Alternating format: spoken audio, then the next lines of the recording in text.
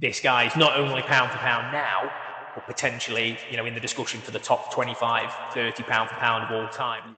Before we watch the video, we just wanted to ask you a massive favour. We just wanted to ask you if you could please take a minute to like the video, subscribe to the channel, turn notifications on, and also check out our TikTok for short content and daily updates.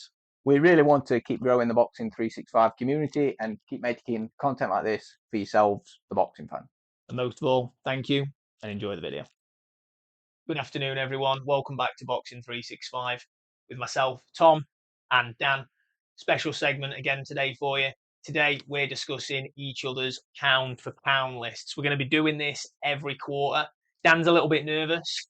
I'm exceptionally confident. Neither of us know each other's lists, so it's going to take for interesting watching. We've not planned anything. We don't know who's going to start, but we're going to go 1 down to 10 and see how the format works. I hope you guys enjoy it most and all. Yeah. Most of all. Most of all. So, Dan, pound for pound list, did you struggle? I didn't struggle. Okay. For the first probably 6 or 7. And then 7, 8, 9, 10, I was like, I really don't know. And I feel like there's a criminal name missed off this list. I can guess your criminal name, I think. And I think the criminal name will be the name that I know you absolutely adore, and he's not on my list either. Right. And I think he's Australian.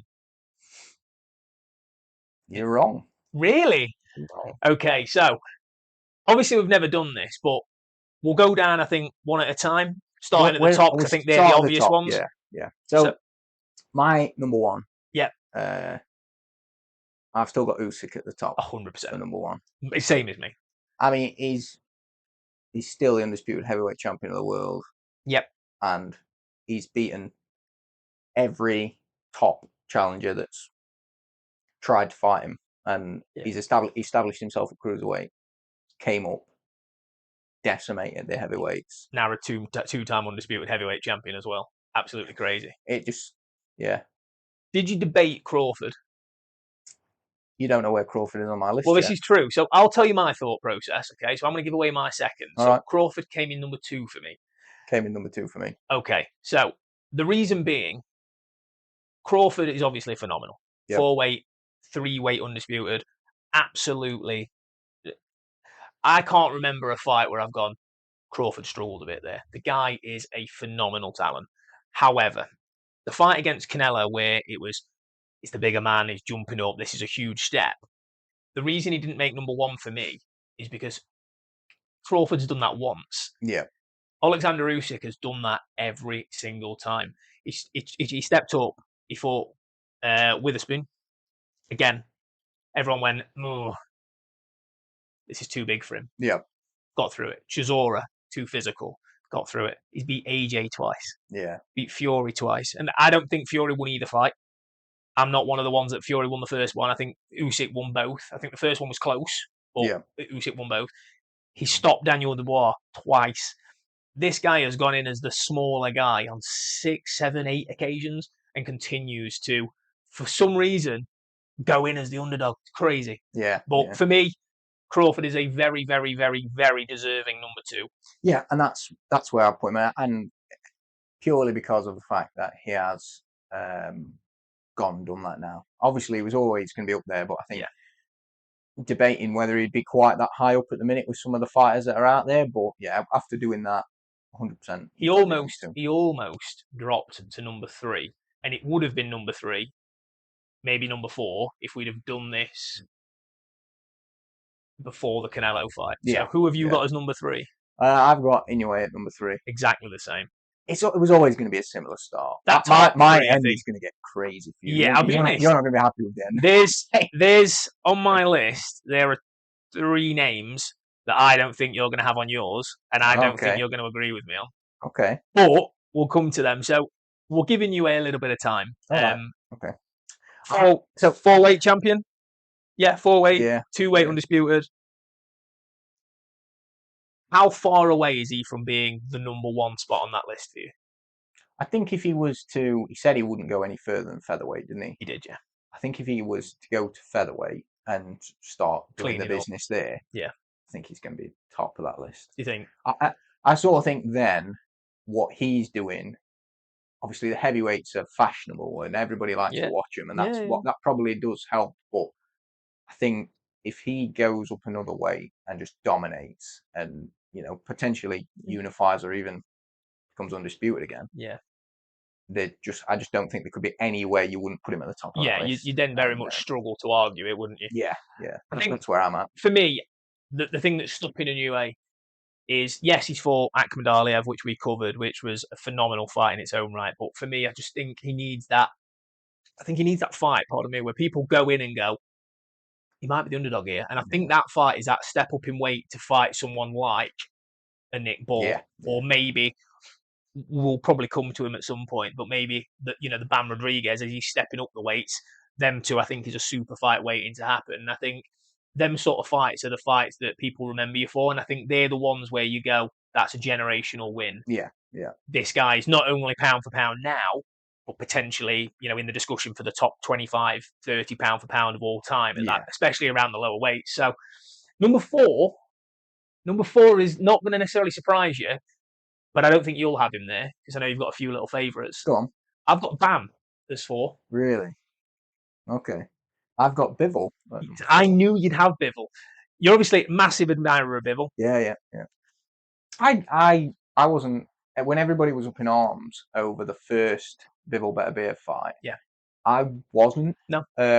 I thought he did really well. I thought Beterbiev was incredible in that first fight, and I did think he won that. I thought it was close, we had Beterbiev winning that first one. But then the second fight, there was no doubt in my mind that None at all. he'd won that, and he looked so good. He's beat Canelo previously, albeit at his natural weight, but then to go and beat Beterbiev, who's been massively dominant and become undisputed there, it's incredible, really. Again, and I just think, it's try and step away a little bit from.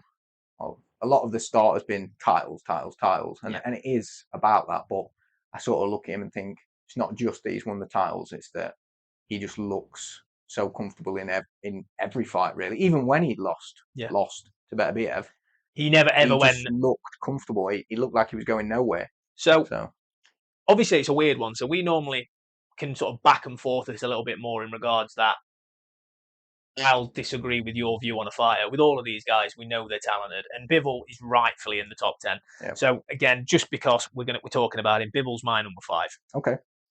And rightly so. The reason I put Bam in there, and maybe rightly or wrongly, for 2 reasons. His first world title win against Quadras was on a week's notice. No one knew Bam Rodriguez, and he absolutely dominated. And he has gone on to beat some of the best names in the lower weight classes, and it has been in incredibly good fashion. You look at the win against Estrada. People don't stop Estrada. It just doesn't happen. Yeah. Bam is special, and the reason Bam went 4th and Bivol came 5th for me is what you spoke about, and that is unfortunately belts. For me, Bam has done it. He's unified 2 weight divisions, and he will go on to unify more. And I appreciate it's easier to do that at the lower weight classes. So I know you can argue the sort of gravitas that carries. But for me, he's 25 years old. Bam is special. I think he is phenomenal. But Bivol is a rightful number 5 for me. So your number 5, who have you got? It's not. See, I did struggle with. I think I struggled with the ordering as well. I couldn't quite go. He's better than him because of this, so he goes 5 instead of 6. Yep. So I have got my 10 who I think are best pound for pound fighters in the world, and probably a bit of a higgledy-piggledy going down from here. But as long as you're I've got Shakur Stevenson as my 5th. Really? Yeah. No, it doesn't. Do you know right? So I bet you've got him lower. You probably got. I have him 7th. He's 7th. Yeah. He's 7th. So you've got him as your number 5. Yeah. Okay. There's a couple of names that I'm thinking of why you've got him below that, why you've got him above them, but I think I can already understand it. So I'm going to assume that Beterbiev is in your list. He is in my list. Right. Trying to play Mystic Meg here, but I'm thinking Shakur's done it more consistently. He's got the amateur pedigree. Yeah. He's won it at the amateur more pedigree weights. did come into it. Obviously. Yeah, he's a silver medalist at the Olympics, only lost to Rebesi Ramirez. So I can see your thought process. The reason Shakur comes slightly lower for me, and it's not taking away anything, his best win was his most recent one against Cepeda. Yeah. And that was the first fight where I've gone. He's fought some great people, but that was the first one where I went, this is the test. This is the acid test for Shakur Stevenson. Yeah. Whereas with Beterbiev, he has gone through acid test after acid test, which is the reason that my number 6 is the Canadian Russian bear wrestling Artur Beterbiev. Yeah. Well, my number 6 is Bam Rodriguez. So he's not gone. Yeah. He's not gone too much further down the list for everything that you've already talked about. Obviously, he's been unified at a couple of divisions, and just looks sensational. I'm sure he's going to continue to do that for plenty of years. He's got plenty left in his career. So I mean, like I say, Shakur for me, I just think he's so young still as well. Yeah. He's world champion across 3 weight divisions, and I just think special, isn't he? I did have, like I say, I was struggling with the positioning, and I appreciate the point of he's got to pick those you talked about earlier, right? Like generational, like remember me fights. Yeah. And I think he needs a couple of those. Yeah, agreed. Coming up, but he needs a Javante, doesn't he? Let's be honest. Yeah, that's what I was going to say. You're relying on the people there to fight, and there are the people there to fight, but it's whether they're going to fight or whether they're going to go and fight a cruiserweight YouTuber. So at the circus. I'll tell you my number 7, because that's my Shakur. So who's your number 7? Is Beterbiev.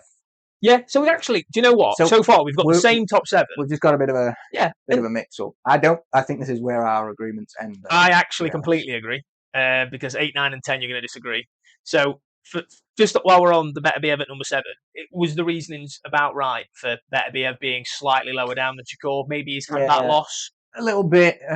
The prime of Beterbiev has probably gone now. He's probably going to slow down a little bit. I think he's probably he's talked about himself about it was about when he was waiting for the Bivol fight. Yeah, he can't wait forever. No, and it's probably going to be that we're not going to. Don't know whether I've really thought about the right way for the pound for pound, but what he's going to do next, I'm not sure. But for Shakur, I can only see one way, which is up. The way you're meant to think about it, and it's always tough, and I'll be honest, this actually contradicts my decision, is if Beterbiev and Shakur were the same weight, who would win? And I'll be honest, I'm going to contradict my list here. If they were both light heavyweights, and Shakur was exactly the same style of fighter that he is, Shakur Stevenson is the best defensive fighter on the planet. It's hard to argue that. I'd have said Sonny Edwards when he was very slick, isn't he? Very, very good. But I think, look, that 7, I think everyone's going to probably agree with us. I think that's a good start. We've not got anything controversial. If you don't agree with the 7, then tell us who should be in there that we haven't put. Yeah, bang your list in the comments, top 10, and when we do our next video, we'll save the comments and we'll have a little discussion about their guys' views. Yep. So number 8. I'm going to go first. And the reason I'm going to go first is because I don't think you'll agree with me. But I really hope you do, because I think he's special. So it's my second Japanese fighter on the list. Number 8, I've gone for Junto Nakatani. He's not my number 8. He's not your number 8. No. Who's your number 8? You said I wasn't going to put him in my list, and I have. Is Jai Optaia? I put him in at number 8. I like you said, I love him. Yeah. Which is probably influenced me a bit. Yeah. But I love him, and I just thought, I want him in there. Yep. And I'm going to put him in at 8 because I think anything more probably be a bit of a reach maybe, because we again, he's another one where we're probably waiting on the. Yes, he's fought good fighters, Maris Breedis. He's done great things in his division. And as he fought that, will he fight and dominate the big hitters? And I think there's scope for him to move in those weights. Yeah. You don't see it often that he's going to drop. I don't think he will drop. No, he won't. He'll go up to heavyweight. I think he's going to go up to heavyweight. Yeah. I think if he was to drop if he could make himself get down to light heavyweight, he'd be an absolute monster there as well. But heavyweight, I think he'll do things, but I'm not convinced anybody's going to dethrone Alexander Usyk, which is my only. Yeah, hey, look, and my only doubt. But I wanted him in there, and I put him in at 8, and that's fine. So the reason he doesn't make my list at all. He was number 10. Yep. But there was a fighter that we'll discuss in a little while who I've put ahead of him. And there's a couple of reasons why. So, firstly, Junto Nakatani is in there because he's a 3-weight world champion. I think he's a future superstar. I think he's already a superstar. And I think he's very underrated. Yep. I think the Inoue Nakatani fight is inevitable. And I think that is an absolute banger. Yeah. And I think Nakatani has got enough power and skill that actually, do you know what? That's a tough one. Yeah, it would be. Jai. he's his next fight, Sin Cara. Yeah. It's a bit of a nothing fight. Yeah. No disrespect to Sin Cara, he's a good fighter, but Jai is talked about as a great fighter. Yeah. Jordan Thompson, Ellis Zorro, we love Jack Massey. Yeah. Jack Massey is not the level of fighter that someone like Jai Pattaya should be fighting. So that for me is why Jai missed out. Yeah. My number 9, again, I don't think you're going to have him on your list. Devin Haney. He's not on my list. No, he's not on my list. My number 9 is Junto Nakatani. I'm glad he's on your list. He's definitely on my list because we did our we reviewed and talked about the Inoue Agudalev card. Yep. At the time, we talked about the breadth and the wealth of Japanese fighters, particularly Junto Nakatani. And I just think, he's 31 wins. He's got 24 knockouts. At them weights. He's a bit of he's an animal as well, isn't he? And I think you've got to show a bit of respect to that. Credit where it's due. I think you're right. I think he is going to be. There's hopefully going to be a big clash for him at some point. But yeah, so I did put him in there, but he was my number 9. So Devin Haney was originally my number 10. I didn't think you see. I don't like Devin Haney. I was going to say you're not a big fan. I'm not a fan of Devin Haney. I'm impressed that you put him in there. You rose above. But I had to rise above it. A bit like yours with a certain fighter that's fighting next weekend, which we'll discuss at some point, I'm sure. The reason I had to put Devin Haney in there is because he's a 2-weight world champion. Yeah. He's been undisputed. And it is impossible to ignore the ring, the people he shared the ring with. I mean, I'm only going to mention one name, and I actually think he lost that fight slightly, but credit where it's due. Lomachenko. Devin Haney has beaten everybody that's been put in front of him. And is he a bit boring? Is he a bit bland? Yeah. He's a little bit one-dimensional, but he's got phenomenal footwork, a really, really good jab. He's a clever counter-puncher, and defensively, he's very, very cute. Does he beat the people above him? No. But I do think that if you matched him up at the same weight as people like, your Jai Pattayas and that sort of thing, and you sort of tried to look at it that way, Devin Haney would give him a tough night work. Yeah. He didn't look brilliant in his last outing against Jose Ramirez.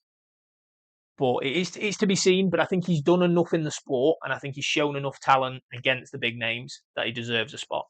Okay, fair enough. Number 10. Who's your number 10 then? I feel like you're not going to agree with this, and I'll be honest, I didn't agree with it first. I've actually, so there was a few honourable mentions that came into debate for number 10. I just want to give them a shout out first. All right, okay? Get on with that then. So my shout outs were Jai Pattaya, because I think he's incredibly, incredibly talented. Yep. But he's not fought anyone really enough. Maris Breedis, we don't know how much he had left. Teofimo Lopez, who I think deserves a shout out, because again, let's be honest, phenomenal talent, but I just don't think he's had the consistency. I think Boots Ennis is a future pound for pounder, but I don't think he's there yet. And the one that broke my heart, that I had to do it, is Canelo. Yeah. So I replaced Canelo with the man that's apparently he's been avoiding, which is David Benavidez. Wow, I didn't think you would put Benavidez in there again. So look, I tried to think with my head, not with my heart. If I thought with my heart, Manny Pacquiao would be number 1, Canelo would be number 2.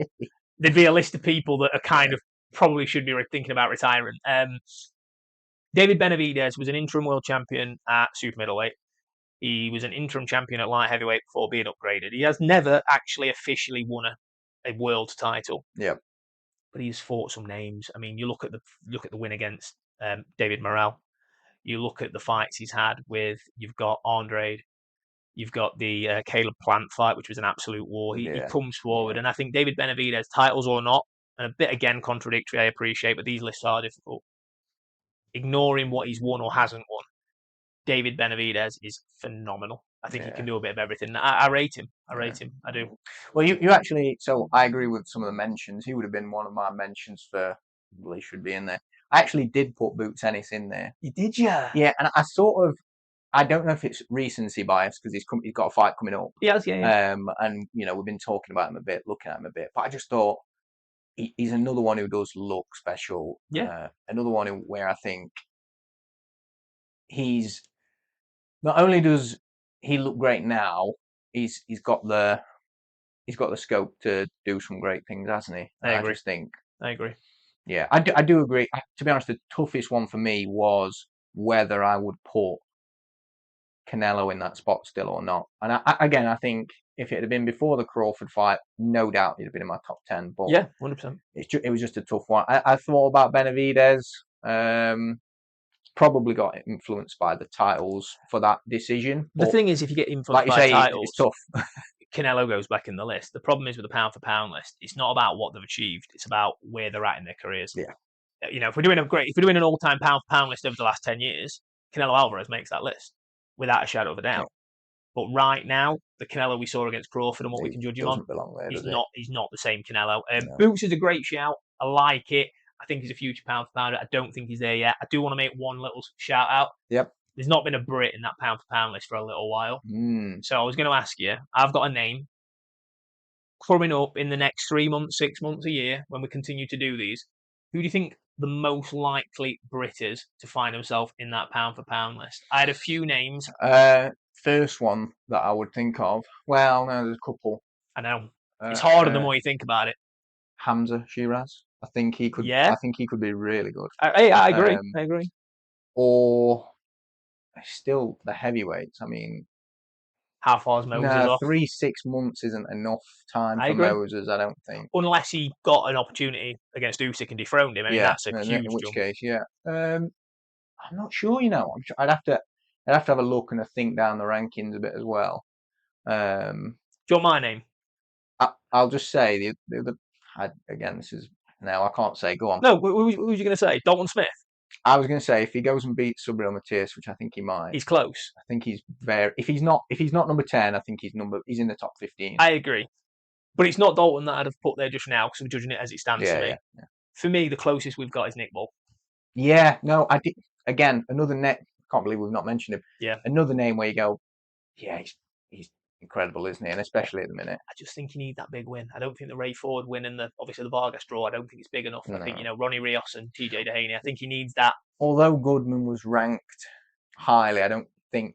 Again, it didn't feel like he either needs to step up or drop down a weight, win another world title, and fight a name. I think that's what he needs. I think above titles, he needs a name. But I think we've covered that quite well. I'm pretty happy. I think we did pretty. We got a pretty fair list. I'm going to mix it up next time. I'm going to put Jake Paul as 11th.